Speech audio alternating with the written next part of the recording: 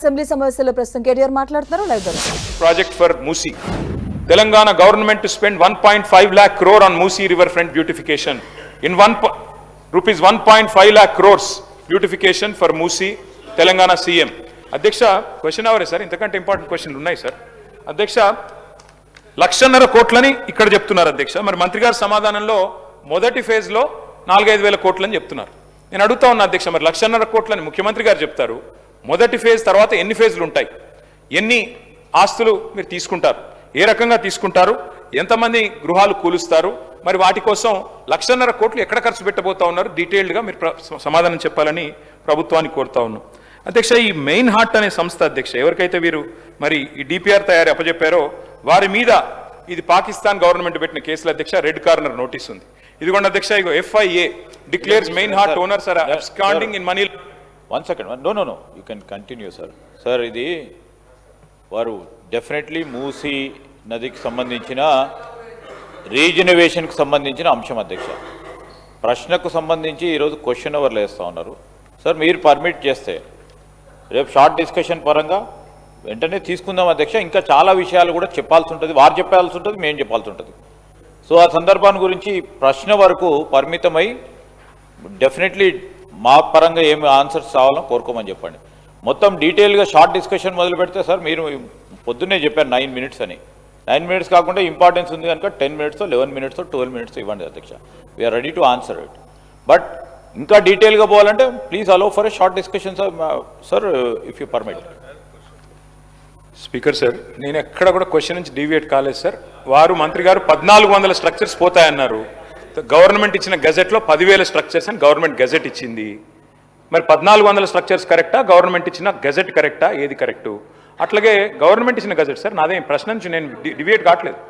10,000 ఎకరాలు 3,279 ఎకరాలు స్వాధీనం చేసుకుంటున్నాం అని చెప్పారు. మరి ఎక్కడ గెజెట్ తప్ప, మీరు ఇక్కడ అసెంబ్లీలో ఇచ్చిన సమాధానం తప్ప మంత్రి గారు చెప్పాలి. డిపిఆర్ తయారీకి మీరు అసెంబ్లీలో ఇచ్చిన సమాధానం 18 నెలలు పడుతుందని, మరి 2 నెలల్లో డిపిఆర్ ఎట్లా వచ్చింది అంటే అకస్మాత్తుగా ఇంత ఫాస్ట్గా మెరుపు వేగంతో గవర్నమెంట్ ఎట్లా కదులుతోంది? అట్లాగే అధ్యక్ష, ఇంకొకటి, అసలు 1,50,000 కోట్ల బడ్జెట్ అని ముఖ్యమంత్రి గారు చెప్పిన తర్వాత దీనికోసం ఈ రోజు గవర్నమెంట్ 5,000, 4,000 కోట్లని ఎట్లా, మరి 1,50,000 కోట్ల 4-5 వేలకు ఎట్లా తగ్గించారు? అదేం చమత్కారం చేశారు? దాంతోపాటు అధ్యక్ష, మరి మంత్రి గారు చెప్తున్నారు ఇది 1,435 స్ట్రక్చర్లు ఐడెంటిఫై చేశాం. ఏ బేసిస్లో ఐడెంటిఫై చేశారు? మంత్రి గారేమో, మరి నేను మొన్న ఆర్డీఓ గారు చెప్పింది చూశాను, రాజేంద్ర నగర్ ఆర్డీఓ, 50 మీటర్ల బఫర్ జోన్ అని ఒకవైపు చెప్తారు, 50 మీటర్ల బఫర్ జోన్లో ఉండే వాళ్ళని తీసుకుంటామంటారు. కానీ మరి 3,297 ఎకరాలు అంటే 500 మీటర్ల దాకా విస్తరించారు అధ్యక్ష. బఫర్ జోన్ ఎంత తీసుకుంటున్నారు? అసలు ప్రాజెక్ట్ యొక్క ఆలోచన ఏంది? 1,50,000 కోట్ల, 5,000 కోట్ల, 4,000 కోట్ల బ్లాక్ లిస్ట్ చేసిన కంపెనీలకు ఎందుకు ఇస్తున్నారు? డిపిఆర్ లేకుండా ఈ హడావుడు ఎందుకు? ఇల్లెందుకు కూలుస్తున్నారు? మొత్తం ఒక గృహ మీద యాగం ఎందుకు చేస్తున్నారు? దయచేసి మంత్రి గారు సమాధానం చెప్పాలని కోరుతా ఉన్నది. సుధీర్ రెడ్డి గారు.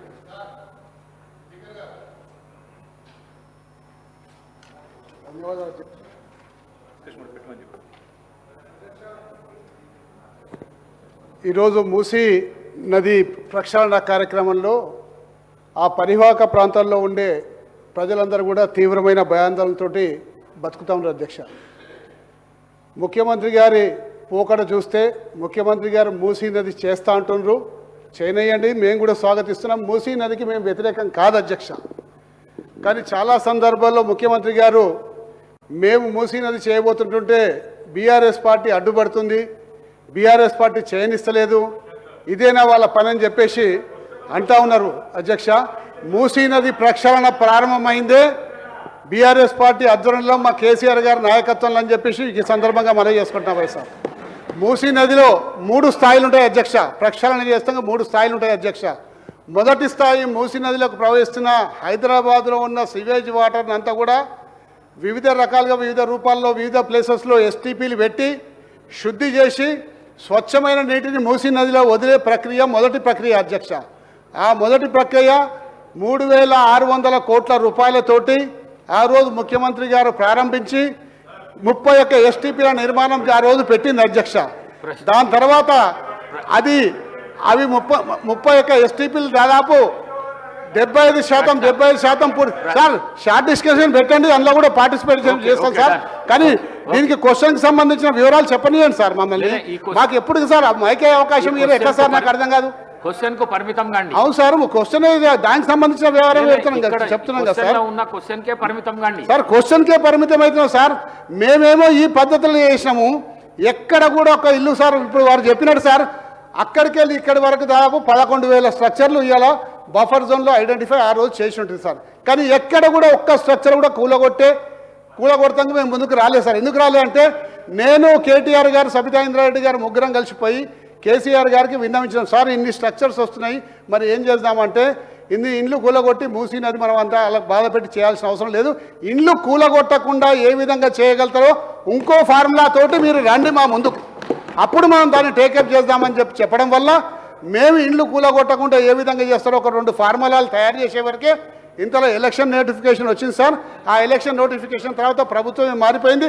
ఈ ప్రభుత్వం కక్ష కట్టినట్టు ఇవాళ పేద ప్రజల మీద పడి వాళ్ళ ఇళ్లకు రెడ్ మార్కులు పెట్టి నిద్రాహారాలు లేకుండా చేసింది సార్. నిద్రాహారాలు లేరు, ఇవాళ మనుషులు నిద్రపోతలేరు, అన్నం తింటలేరు. ఎప్పుడు మా ఇంట్లో కాలేరు వెంకటేష్ గారు, దానం నాగేందర్ గారు.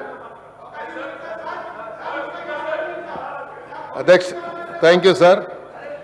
సార్ ఈ జంట నగరాలకు సంబంధించినటువంటి ఈ మూసీ నదిని ప్రక్షాళన చేయాలన్నటువంటి కార్యక్రమాన్ని రాష్ట్ర ప్రభుత్వం తీసుకోవడం, హైదరాబాద్ సిటీకి ఒక ఫేస్గా వచ్చేటువంటి ఇది హైదరాబాద్ సిటీ గ్లోబల్ సిటీగా గుర్తింపు పొందుతున్నటువంటి ఈ సందర్భంలో ఇప్పుడే మేము చూసాం అధ్యక్ష, మంత్రి గారు ఇచ్చినటువంటి సమాధానాన్ని. ప్రశ్న ఇందులో ఉన్న సార్ ఒక్క నిమిషం సార్, కేటీఆర్ గారు 1 మినిట్, సుధీర్ రెడ్డి గారు 1 మినిట్. ఇందులో ఉన్న ప్రశ్నకు పరిమితమై మాట్లాడితే ఇస్తా, కానీ ప్రసంగాలు చేస్తే మాత్రం 9 నిమిషాల్లో కంప్లీట్ కాదు. ఇస్తా, మాట్లాడండి. దానం నాగేందర్ గారు మాట్లాడండి. ఇస్తా దానం నాగేందర్ గారు మాట్లాడడానికి ఇస్తా. సార్ గతంలో ఇస్తాను. మరి గతంలో నేను కూడా అప్పుడు ఉన్నాను అధ్యక్ష, హైదరాబాద్ సిటీలో శాసనసభ్యుడిగానే. హరీష్ రావు గారు అయితే తమరి ద్వారా నేను తెలుసుకోదలుచుకున్నాను, గౌరవ మంత్రి గారి ద్వారా. గతంలో కూడా సోషో ఎకనామిక్ సర్వే జరిగింది. ఆ సోషో ఎకనామిక్ సర్వేలో ఎన్ని కుటుంబాలని మీరు ఐడెంటిఫై చేశారు? నాకున్న సమాచారం ప్రకారం అధ్యక్ష సుమారు 10,000 కుటుంబాలను ఆ రోజు సోషో ఎకనామిక్ సర్వే జరిగిన తర్వాత సుధీర్ రెడ్డి గారిని మరి మూసీ నది దాని బోర్డుకి చైర్మన్గా నియమించిన తర్వాత 10,000 మందికి, అందులో కొంతమందికి సుమారుగా డబుల్ బెడ్రూమ్ ఇస్తామని చెప్పి వాళ్ళతో కన్సెంట్ కూడా తీసుకున్నాను. ఇప్పుడు వాళ్ళ వచ్చినటువంటి ఆన్సర్ క్వశ్చన్లు మాత్రము డిఫరెంట్గా ఉంటున్నారు. కాబట్టి మూసీ నదిని ప్రక్షాళన చేయాలని గౌరవ కేటీఆర్ గారు మంత్రిగా దాన్ని ఒక రూపకల్పన చేసిన తర్వాత మరి హైదరాబాద్ని సర్వతోముఖ అభివృద్ధి జరగాలన్నటువంటి ఆలోచనతో వారు ఒక యాక్షన్ ప్లాన్ తయారు చేశారు అధ్యక్ష. మరి ఇప్పుడు ఈ మూసీ నదిని ఆపాలని, లేకపోతే మూసీ పరివాహకలు ఉన్నటువంటి వారిని మరి ప్రొవోక్ చేసేటువంటి కార్యక్రమం ఎందుకు జరుగుతుందని మాకు అర్థమవుతలేదు. హైదరాబాద్లో పుట్టిన వాడిగా మా బాధ్యతగా ఉంది అధ్యక్ష, హైదరాబాద్లో అన్ని ప్రాంతాలు అభివృద్ధి చెందాలని. మూసీ అంటే మీరు ఒక మురికి కాలువగానే దాన్ని పదే మూసీ అంటే మూసీ నది అంటే అది మురికి కాలువ కింద మీరు పదే దాన్ని ఒక ఎస్టాబ్లిష్ చేయడానికి ప్రయత్నం చేస్తున్నాం అధ్యక్ష. అది ఒక జీవనది అధ్యక్ష. ఆ జీవనదిని మనం మూసీ అంటే అది మురికి కాలువగా నాకు బాగా గుర్తుంది అధ్యక్ష. సుమారు 70లో అనుకుంటాను, మేము చిన్నగా ఉన్నాము. ఈ మూసీ నది వల్ల అంటే అప్పుడు ఉన్నటువంటి జీవనది అనేది ఎంత ప్రవహించేదని చెప్పడానికే ప్రయత్నం చేస్తున్నాం అధ్యక్ష. అప్పుడు ఫ్లడ్స్ వస్తే జూబ్లీ బస్ స్టాండ్, అక్కడ ఉన్నటువంటి జాంబాగు, ఆ ఏరియా మొత్తం మునిగిపోయింది అధ్యక్ష. ఎన్నో కుటుంబాలు కూడా పోయినాయి అధ్యక్ష. అందుకనే ఈరోజు మూసీ నది ప్రక్షాళన జరిగితే ఆ మూసీ నదిలో పక్కకు ఉన్నటువంటి వారు ఆ మురికి కాలువగా, ఎందుకంటే అక్కడ ఉన్నటువంటి కెమికల్ ఇండస్ట్రీస్ అన్ని కూడా కెమికల్ అన్ని కూడా అక్కడ ప్రవహిస్తున్నది కాబట్టి అది ఈరోజు మురికి కాలువగా మారిపోయింది. కాబట్టి ఆ మురికి కాలువ కాకుండా దీన్ని ప్రక్షాళన చేయడానికి ప్రభుత్వం ఒక దీర్ఘకాల ప్రణాళిక సిద్ధం చేసి మొన్న గౌరవ ముఖ్యమంత్రి గారు డీటెయిల్ ప్రాజెక్ట్ రిపోర్ట్ కూడా మొన్న ప్రవేశపెట్టడం జరిగింది అధ్యక్ష. అయితే తమరి ద్వారా నేను ఏమంటున్నా అంటే వారి క్వశ్చన్ సపరేట్ ఉండొచ్చు, నా క్వశ్చన్ సపరేట్ ఉండొచ్చు, కానీ హైదరాబాద్ సిటీ అభివృద్ధి జరగాలనేదే మా యొక్క కన్సర్న్ అధ్యక్ష. అందుకనే దీంట్లో ఈ క్వశ్చన్లో మన పేరు లేకపోయినా నేను ఇందులో సిగ్నటరీ కాకపోయినా నేను అడుగుతున్నానంటే హైదరాబాద్లో అభివృద్ధి జరగాలి. ఈ మూసీ అభివృద్ధి జరిగితే కేవలం ఇక్కడ వికారాబాద్ నుండి నల్లగొండ వరకు, నల్లగొండలో ఫ్లోరైడ్ ఎఫెక్ట్ వల్ల కుటుంబాల్లో నాశనం అవుతుంది, అక్కడ ఉన్నటువంటి ఇరిగేషన్ నాశనం అవుతుంది. కాబట్టి మూసీ అభివృద్ధి జరగాలంటున్నాం. అయితే మూసీకి సంబంధించినటువంటి ఏదన్నా మీరు అంటే ఒక కన్స్ట్రక్టివ్ ఆలోచనతో అందరు ముందుకు రావాలని, ఇర్రెస్పెక్టివ్ ఆఫ్ అందరు కూడా పొలిటికల్ పార్టీస్ వాళ్ళు ఒక కన్స్ట్రక్టివ్ సజెషన్ ఇచ్చి ప్రభుత్వానికి సరైనటువంటి డైరెక్షన్ ఇవ్వాలని చెప్పి గౌరవ మంత్రి గారు డీటెయిల్ ప్రాజెక్ట్ రిపోర్ట్లో ఉన్నటువంటి ఎస్టిమేషన్ కాస్ట్ ఎంత అయింది, అక్కడ ఎన్ని కుటుంబాలు ఐడెంటిఫై చేశారో, గతంలో కూడా సుధీర్ రెడ్డి గారు చైర్మన్గా ఉన్నప్పుడు ఒక ట్రాక్ ఒకటి చేశారు అధ్యక్ష. ఆ ట్రాక్కి సంబంధించి సుమారు 30-40 కోట్ల రూపాయలు ఖర్చు పెట్టారు. నేను మొన్న ఇది క్వశ్చన్ వచ్చిన తర్వాత పోయి చూశాను అధ్యక్ష, నిన్న పోయి చూస్తే ఆ ట్రాక్ మొత్తం కొట్టుకుపోయింది అధ్యక్ష. అది 30 కోట్లు ఖర్చు పెడితే ఇప్పుడు ట్రాకే లేదు అక్కడ. మరి ఎక్కడ పోయింది అధ్యక్ష ట్రాక్? అది మరి ఎందుకు అదే దానికి ఒక ప్లానింగ్ లేకుండా మీరు ట్రాక్ వేస్తే ఆ ట్రాక్ ఎక్కడ పోయింది? వాకింగ్ ట్రాక్ అని పెట్టారు. మరి అంటే ప్రభుత్వ డబ్బు మిస్యూజ్ అయినట్టే కదా అధ్యక్ష. అంటే మీరు సరిగ్గా ప్లానింగ్ లేదు అని చెప్పడానికే నేను ప్రయత్నం చేస్తున్నా అధ్యక్ష. ఆ ట్రాక్ ఉంటే ఎక్కడో చెప్పండి.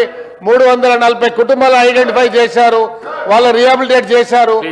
మళ్ళీ మిగతా వాళ్ళు ఎందుకు చేయలేదు? అప్పుడు ఇవన్నీ కూడా మంత్రి గారు చెప్పాలని తమ ద్వారా మంత్రి గారు కోరుతున్నారు. సార్ సుధీర్ రెడ్డి గారు గతంలో ఈ మూసీ ఒక 2 నిమిషాల కథం చేస్తాను సార్ అని చెప్పి మంచి సూచన సలహాలు ఇస్తాడని చెప్పేసి మరొకసారి అవకాశం ఇస్తాడు సార్. 2 నిమిషాలు సార్, ఎక్కువ తీసుకోండి సార్. సార్ నేను 3 స్థాయిలు చెప్పిన సార్. మొదటి స్థాయిలో మూసీ నదిలోకి ప్రవహిస్తున్న డ్రైనేజ్ వాటర్ని అంతా కూడా ట్రీట్మెంట్ చేసి శుభ్రమైన వాటర్ని మూసీ నదిలోకి వదలాలి సార్. రెండవ స్థాయిలో మూసీలో పేరుకుపోయిన ఒండ్రు మట్టి ఒక 50-60 సంవత్సరాల నుంచి ఇండస్ట్రియల్ సెడిమెంట్స్ అంతా కూడా కాలుష్య కారకాలు అంతా కూడా పేరుకపోయినాయి. వాటిని అన్నింటినీ కూడా తీసి మరి పొల్యూషన్ కంట్రోల్ బోర్డు నామ్స్ ప్రకారం సైడ్కి వేసేసి 2 సైడ్ల రోడ్డు డెవలప్ చేసి నీరు నిరంతరం ప్రవహించే విధంగా చేయాలన్నది స్థాయిలు సార్. మరి గౌరవ సభ్యుడు ఈరోజు 30 కోట్లు అని చెప్తున్నాడు సార్. 30 కోట్లు కాదు సార్, 6 కోట్ల రూపాయలు ఖర్చు పెట్టినాము. అది మీ ద్వారా వారి దృష్టికి తీసుకొస్తున్నాం.